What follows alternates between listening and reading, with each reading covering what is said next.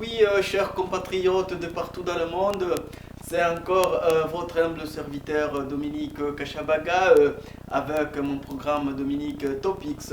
Et sans tarder, je suis passé pour seulement donner quelques points comme conseil pour notre gouvernement au Congo, de savoir quelles sont les mesures que vous devez prendre au moment opportun de partir. Je ne sais pas si se fera à Kampala ou au Congo pour négocier avec le groupe rebelle parce que nous avions appris qu'un accord a été signé à Addis Ababa.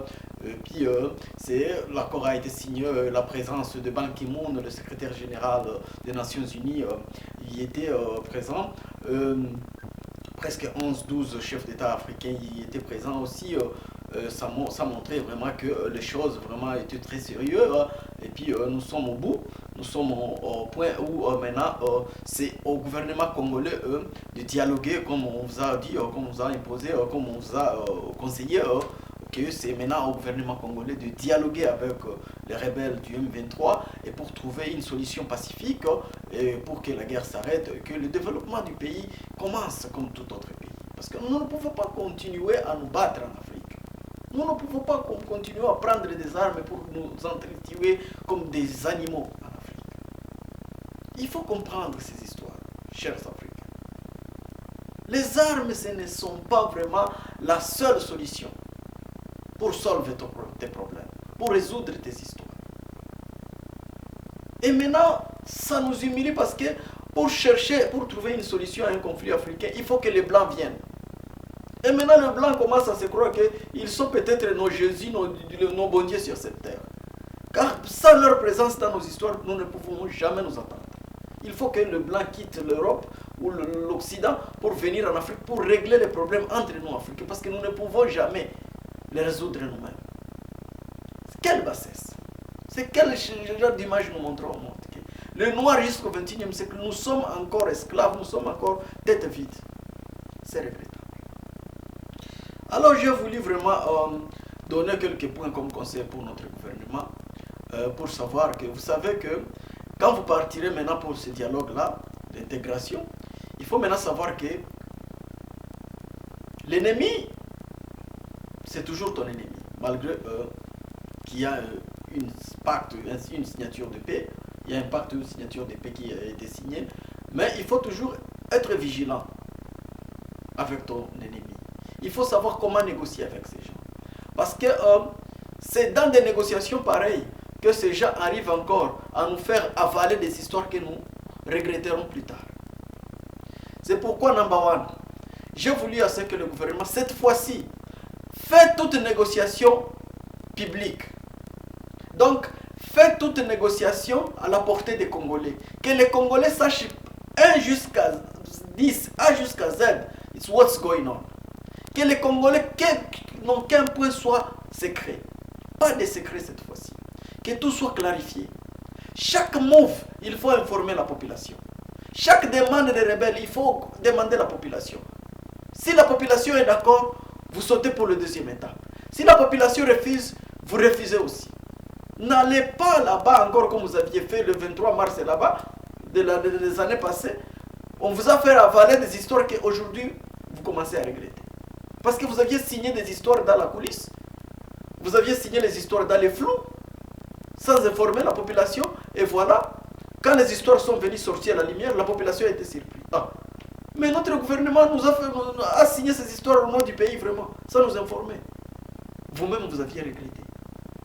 C'est ça l'occasion cette fois-ci. C'est ça l'occasion, cher gouvernement congolais. Please, please. La population est fatiguée, nous ne voulons plus de guerre. C'est ça la dernière opportunité. Allez là-bas, soyez clairs. Il y a des lignes qu'on appelle en anglais the red lines which you don't cross when you are dealing with somebody. Il y a des lignes qu'il ne faut jamais sauter. Il y a des histoires qu'il ne faut jamais céder. Seulement pour signer la paix. Non, non, non. Vous ne pouvez pas sacrifier toute votre nation juste pour plaire à un certain groupe de gens. Les négociations doivent être publiques. Cette fois-ci, le problème que j'ai appris qui coûte cher les Banyamuleke, c'est les problèmes militaires. Ils ne veulent pas que vous mettiez leurs soldats rwandophones dans d'autres provinces. Ce qui est inacceptable. Ça rend notre pays comme une anarchie. Demandez même à chaque homme, chaque citoyen de ce monde qu'il y a un pays au monde où il y a un groupe de soldats qui refusent la mission militaire. Donc ils sont privilégiés dans un pays. Donc les rwandophones seront militaires au pays, mais privilégiés. C'est comme une race vraiment supérieure dans notre pays qui ne doit pas mériter. Alors comment se sentiront les autres soldats? Kassaïens, Bakongo, Bangala, eux qui acceptent la mutation. Comment ils se sentiront? Ils se sentiront minimisés. Et le pays ne marchera pas. Parce qu'ils se sentiront comme vous favorisez un petit groupe de gens pour nous torturer, nous autres Congolais. Donc, cette fois-ci, il faut être ferme, Monsieur le Président. Please, soyez, be firm with these people. Make sure they don't push you over the line. Make sure. And everything you do, inform the people. Let the Congolese decide. Everything they ask you to sign, ask the Congolese if they agree with it. Before you move on. Don't play in their games again. Please. Stay firm, stay careful. Every demand they make, ask the Congolese people, are you ready, Congolese people? Do you agree with this? If the Congolese people say no, you too, it's no. This time we want a lovely peace of mind. We are tired. We cannot keep doing things over and over again and come back again with the same troubles because we didn't do them better. This is the time to fix things, all right? À la table là-bas, vraiment, soyez vraiment catégoriques. Soyez catégoriques, ça c'est un pays, même le Rwanda, aucun militaire refuse la mutation. Aucun militaire. Pourquoi ça doit se faire seulement? Ok, si vous ne voulez pas la mutation, ok. Enlevez maintenant la tenue militaire, restez civil. On ne vous ravit pas la nationalité, mais comme vous refusez d'être mité, ok. Quittez maintenant l'armée, soit civil alors. C'est ça, c'est simple. Very simple. If you don't accept the role of the army, then take off the jacket and go back to your civil life. Go back to your civil life. It's easy as that. Mais pour seulement signer pour plaire à ces groupes, dire que ok, nous acceptons, nous ne vous miterons jamais, vous resterez seulement au Kivu. C'est encore empirer les choses. Je vous jure que dans quelques 3 ans, ça va, la guerre encore va s'enflammer. Parce que vous ne résolvez pas les problèmes, the deepest problem where they are. You don't touch them. Les problèmes de ces gens, c'est le Kivu. Je ne sais pas qu'est-ce qu'ils ont mangé au Kivu. C'est le Kivu. Et sans le Kivu, ils vont se battre. Alors il faut savoir comment régler ces problèmes cette fois-ci. Pourquoi un soldat de Bandaka peut venir travailler à Bukavu? Sans problème. Un soldat de Bukavu peut aller travailler à Matadi? Sans problème. Mais pourquoi pas un soldat rwandophone ne peut pas aller travailler à Kasaï? Pourquoi? Who is he? Tell me, who are these people? Pour nous prendre en otage comme ça, comme des idiots. Et nous vous donnons la nationalité, nous vous donnons presque tout vraiment. Hein?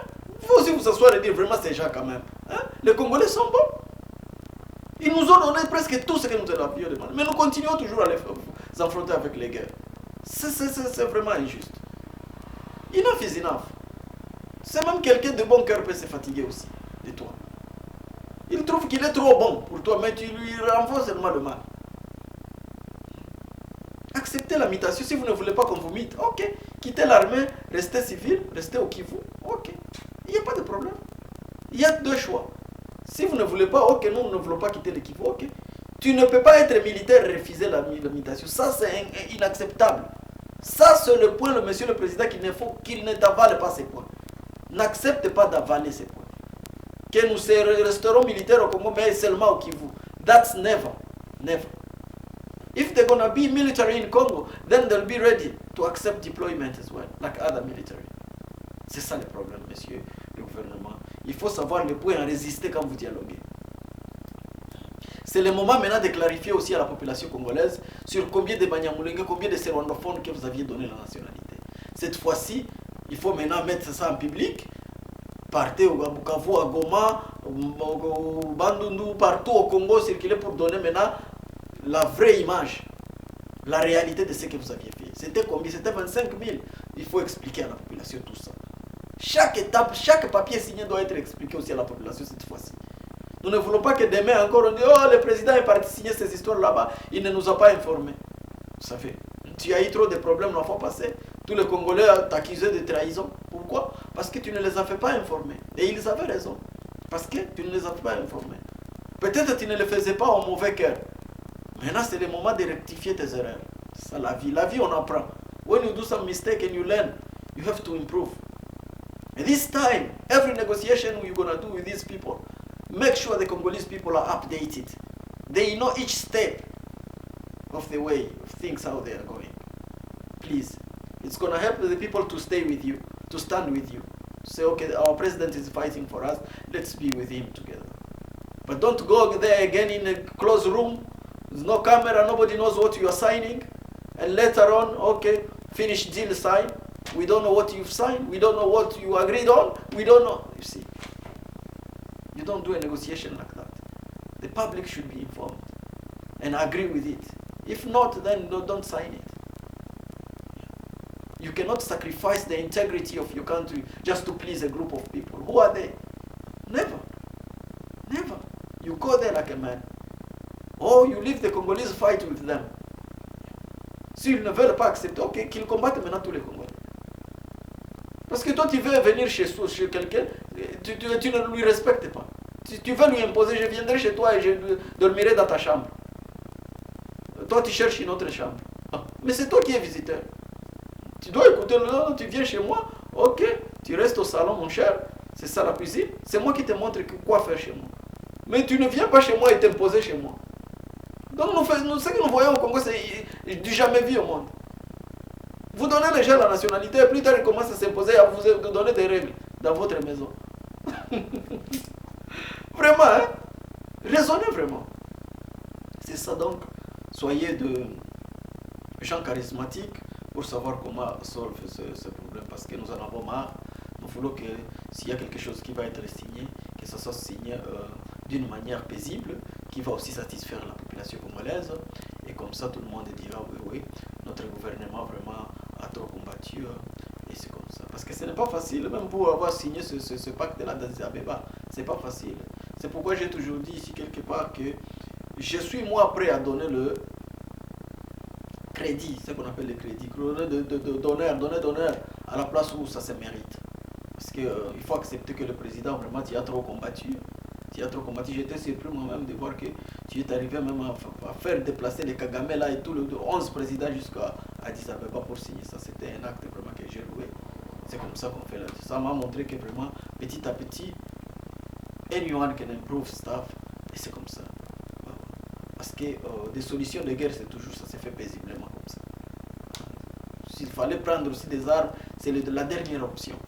Mais tu as utilisé toutes les calibres et vraiment finalement, nous avions signé un pacte et essayons de voir si ça va aider notre pays d'évoluer.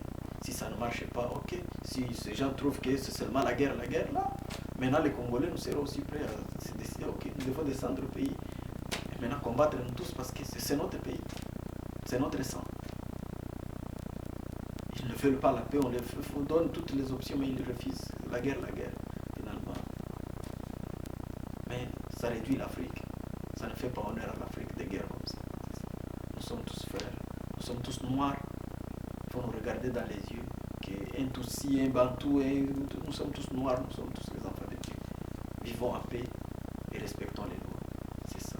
Merci encore et espérons que dans vos prochaines négociations, cette fois-ci, la population sera au courant de tout ce qui se passe. Et il faut que la population soit d'accord de chaque chose signée.